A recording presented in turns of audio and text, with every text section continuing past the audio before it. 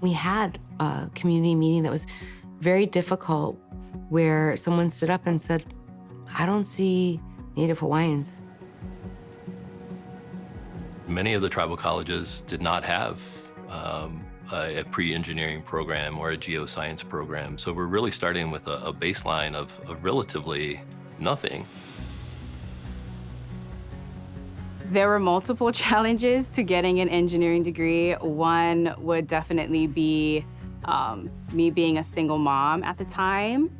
I can't honestly say that it was a piece of cake because, you know, it's really hard to get all these folks coordinated. It's too much to do on your own. Too much space, too much everything to do on your own on the reservation. There were sleepless nights. There were new gray hairs. I've talked to a lot of people. When I talk about Peak at different places, I go to different conferences, they look at me, the first thing they say is, how did you do that?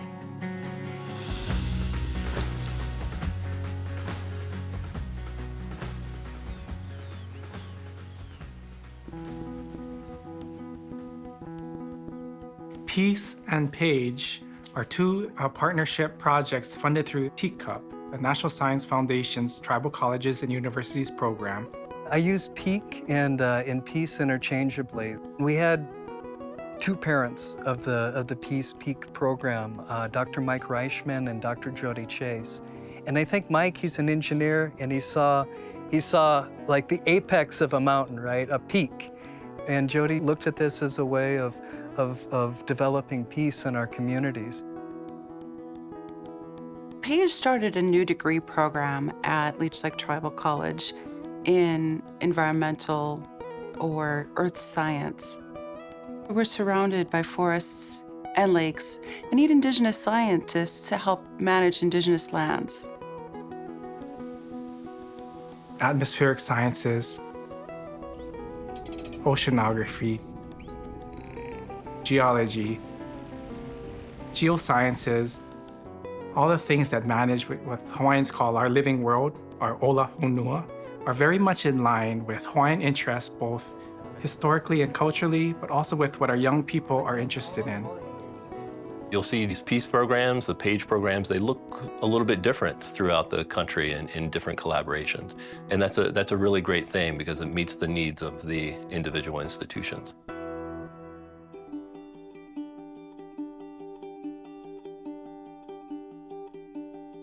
We're always trying to recruit, and actually even going down into the younger middle school age kids. We do a Sunday academy for both junior high school students and high school students that gets them involved in STEM. The PEAK and the PAGE programs really represent efforts by the TCUP eligible institutions to build academic and career pathways for their students. And along with that is the development of internship opportunities, workforce development opportunities, partnerships with local industries, regional industries, and of course those transfer institutions such as the research universities that are the landing spot for many of our students.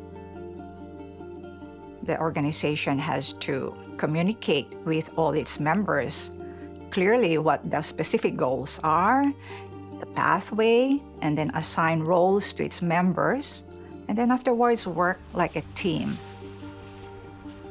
When you're awarded the grant, you have only a certain time period to actually get everything up and running. Are you going to be able to hire the faculty?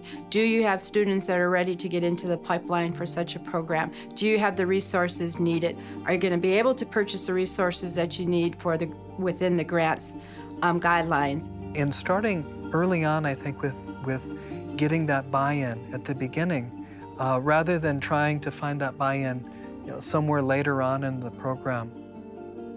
If it's going to be a pathway and it's going to be successful, you've got to align the two curriculums. So what the students are doing at the two-year college is going to count when they get to the four-year college. That does not happen as naturally as you think it might. We were able to hire professional staff whose only function was to support the grant to support the students. They woke up every day thinking about nothing else, and that really was critical for us.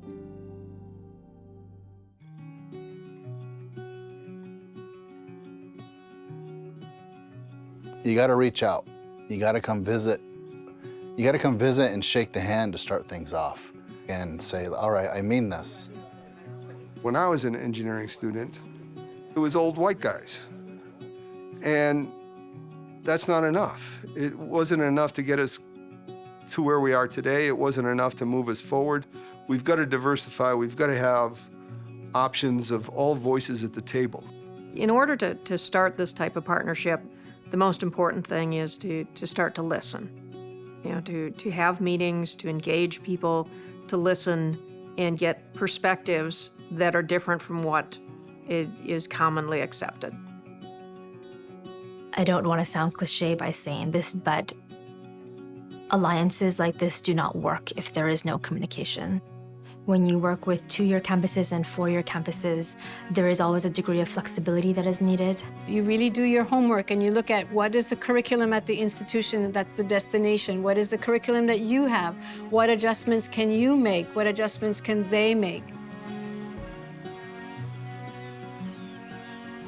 One of the biggest challenges was getting the partner to realize that it's as important for them to pull students from the 2-year colleges as it is for the 2-year colleges to push to the 4-year.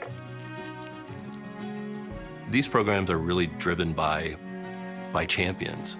You know, there's a champion at the transfer institution, there's a champion at the funding agency. We need champions, but it's hard for champions to work alone. So we need champions who work in partnership with other champions and kind of support each other. We kept communicating. There was times we didn't agree with each other. It was struggles. It wasn't easy always. We had our differences, but we learned to let those go and move forward. I think I brought it down to Oyanke, which is community. That's how we need to think. That's how we need to work together. And so you got to be a community going into this, not just partners. You got to take it to another level, and you got to trust each other.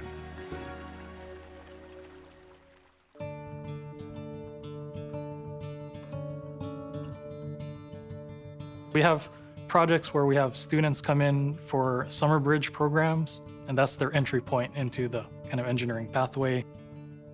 And then they work together over a 6-week project. So that kind of brings them close together as a family. And then we try and make it so that they can stick together as a cohort throughout kind of their college experience.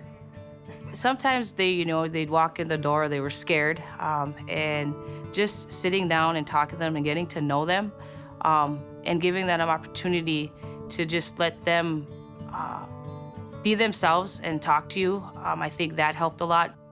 The resiliency to come at a topic which may be tough, which maybe you don't get at first, and you get frustrated and you have to step back and come back and try again. Rinse and repeat.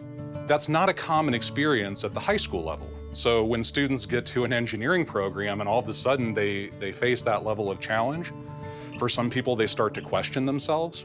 So sometimes you're going to be a mentor, sometimes you'll be a friend, sometimes you'll be the coach to the student. Sometimes the students, the challenges they had in their lives, and them not having somebody to believe in them that they can do it, or they were facing their own daily challenges that, and sometimes I think we forget about those. Do you have a place to stay? Are your kids doing well in school? How are your parents? How do we get through this math course? What do we need to look at for you to be ready to go on to a 4-year institution? At a tribal college, what I notice, things are kind of like a family. You have that family environment where you have cookouts, and we say a Lakota prayer before we start. We've modeled our academic mentoring off of Ohana, our family. So we have a mentoring program. It pairs a senior, a kua'ana. Kua'ana is kind of an older sibling with 1, 2, or 3 kaikaina, or younger siblings. The peer mentors themselves benefit from helping because it reinforces their knowledge, and then they're helping other students, and then they're establishing that family and that community.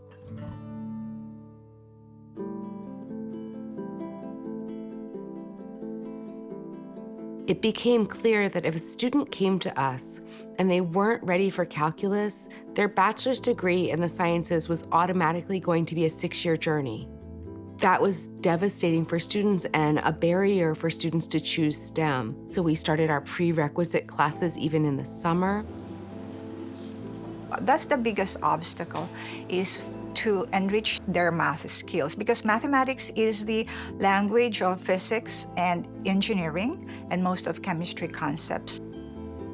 We had learning communities between mathematics and chemistry where students can enroll in both courses, where math and chemistry were interconnected, and they were able to learn this at a much faster rate. It's important for the students to have the ability to take courses at the 2-year that count towards the 4-year.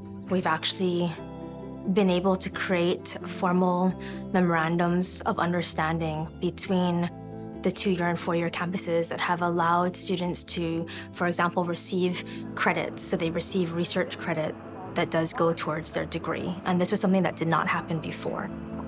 It's super important for these kids to be on a clear academic path. So what we did was we set up the Associate of Science and Natural Science, ASNS, to have 4 major concentrations.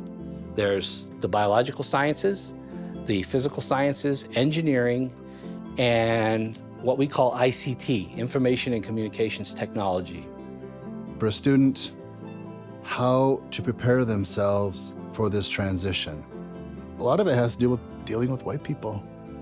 A lot of them aren't used to it, and they're not going to be used to these kids they're going to have to deal with and try and become friends with and work with.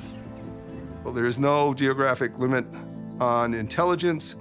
There is a geographic limit on resource allocation. It wasn't just about money for support. It wasn't just about could you handle the academics. We had to address the cultural change. We had to address coming from small communities in North Dakota to the quote-unquote big city of 180,000 people in the metro area. What I noticed throughout Peak and working with our engineering students, I noticed, because I experienced it, I thought, when do you study? How long do you study for? Who do you study with? Where do you study? So this is how you communicate with these students. This is how you communicate with these faculty. This is, how to be punctual. This is how to be assertive. So the curriculum very much is mindful of the fact that I'm not just teaching someone engineering, I'm teaching these students how to be prepared to go to an engineering program at that big college. And that extra awareness causes us to pay attention to certain things while we're teaching. We pay attention to note-taking. We pay attention to time management, to problem-solving strategies. Peak has definitely made had a big influence in how I'm transitioning in my confidence. And of course, I'm still very nervous to transfer and a little bit scared, but I have a lot more confidence because I know that I can apply myself and I know I can work on these projects and I know I can handle the material.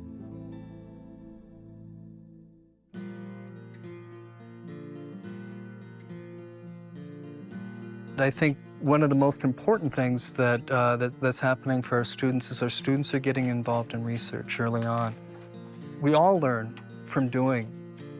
A phrase that we use to define experiential learning is makahana ka'ike.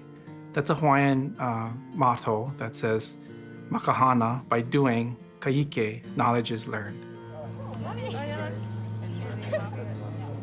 If we bring culture into the project, cultural understanding, we'll have a greater interest in science and engineering when we bring the language and culture into it and infuse that with what everybody's doing. And more students, more culture will come together to listen.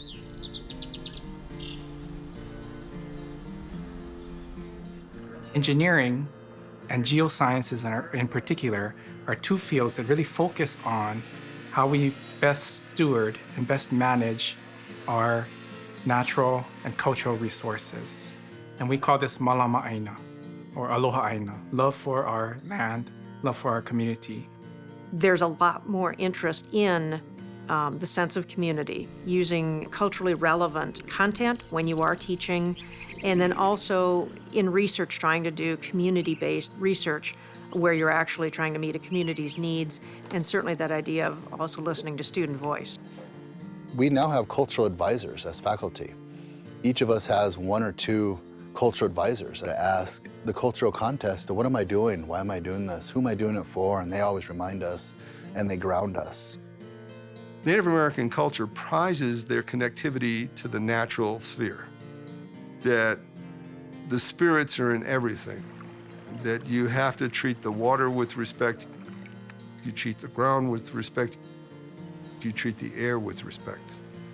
In our current culture of sustainability, that's an ideal approach to it.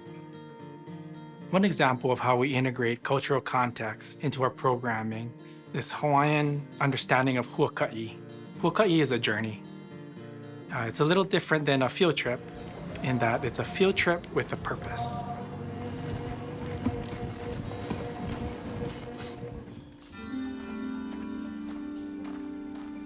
Our students design greenhouses. We don't know how to grow anything, but we sure can put teams together to find funding, to build them, to put instruments in there. And so that's also led us to partner with the local growing community. We wanted to build a greenhouse in order to produce cultural foods and plants, and then also to educate our community and so that we can become healthier and more sustainable on our own as a tribe and just independent. You know, the greenhouse project is going to create a lot of data when we get scientific instruments in there. It's going to have environmental monitoring data. So we're going to have to take things to the next level, and our university partners will help us with that as well. So I worked with making the greenhouse operational and creating an operations manual for the greenhouse. And then in the future, hopefully, people could use that for greenhouses that people could have at their houses. It's a living fish pond. There are critters in it, but none of us that remain in the 21st century have been able to grow fish as it was originally intended. There was an idea that this local i'a could be a place of learning for our students and part of community revitalization. The students have been a part of every step of the process in the learning for both the scientists and the stewards. Our students go down and they do things like looking at the current flow. As you ameliorate the mangrove and you have more flow, how does that impact the sedimentation? How does that impact the salinity? We do this because we want to perpetuate this knowledge and experience in a way that can inspire the next generation and the next generation to be able to continue to propagate food for our community long into the future.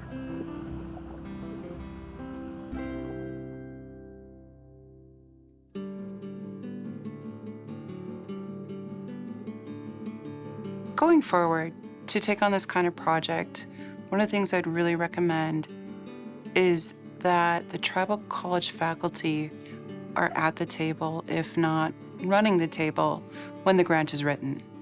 I believe the tribal colleges should be the ones to initiate these partnerships in a way that's equitable for the tribal college and where clear expectations of capacity and administration are met. The equality and equity of the relationship is really important to the TCUP program. And it's really an essential piece that the TCUP institutions are the leads with this partnership. One of the challenges as well, is for us to overcome the idea of Native Hawaiian, Alaska Native, Native American, underserved students, that they are less than, because they are not. We have responsibility to pass on the knowledge and the skills that we've gained with our future generations and leave our place, be it our hala'ola honua, our living world, or our educational institutions, in a better place than when we got here. These are big challenges, whether it's the course transfer issues with a state university system, whether it's how we prepare students, how we get them ready for those math-intensive programs like geoscience and engineering. Engineers are slowly starting to migrate back or stay on the res, and it's taken a long time. There's only 5 of us, I think, engineers, Lakota engineers on the reservation. I have students that never thought that they would go to a 4-year institution, let alone go on to graduate school. And I am still mentoring these students because they think of the tribal college as home. We've given them the tools to go on, but they know that that mentorship is permanent. We've grown a lot, and we've grown a lot of experience. So Peak has given us that opportunity, and I've become somebody I never thought I would be because of this program.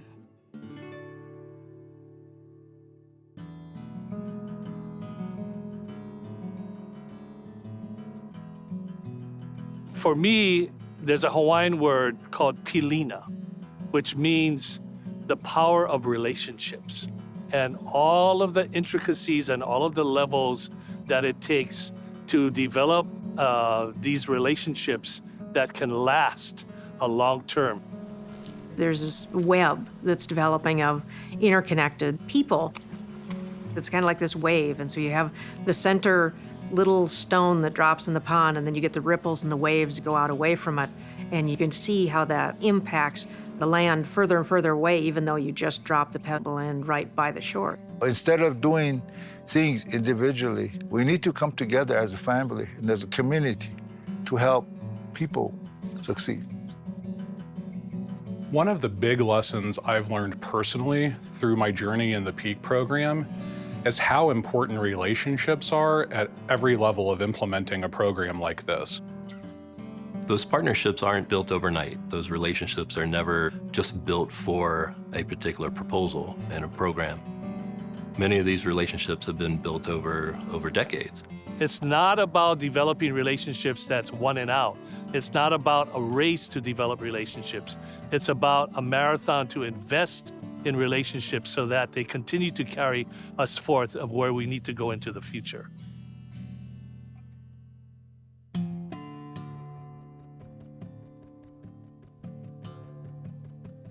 Trying to produce engineering students is tough. I figure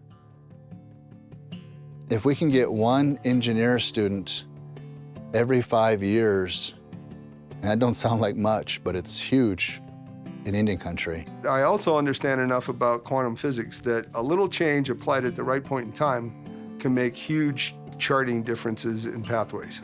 Engineering became the most highly enrolled, the most popular major for Native Hawaiians in the whole university. And the goal isn't the degree, it's to help the community.